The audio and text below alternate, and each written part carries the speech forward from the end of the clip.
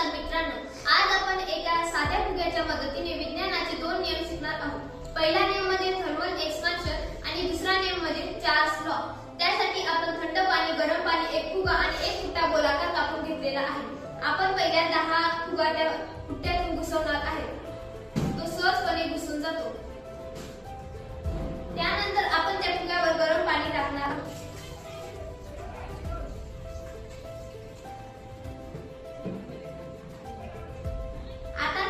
घुसत नाही। त्याचे कारण हे आहे की या फुग्यावर गरम पाणी टाकल्यावर हवेचे कण एकमेकांपासून दूर जातात। त्यानंतर आपण या फुग्यावर थंड पाणी टाकणार आहोत।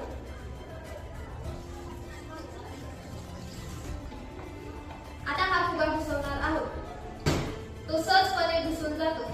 याचे कारण हे आहे की या फुग्यावर थंड पाणी टाकल्यामुळे एकमेकांपासून दूर गेलेले हवेचे रेणू पुन्हा जवळ येतात। यातून आपण दाब स्थिर ठेवून तापमान वाढवल्यास हवेचे प्रसरण होऊन आकारमान वाढते व तापमान कमी केल्यास ते कण पुन्हा जवळ येऊन आकारमान कमी होते। हा चार्ल्सचा नियम शिकतो। धन्यवाद।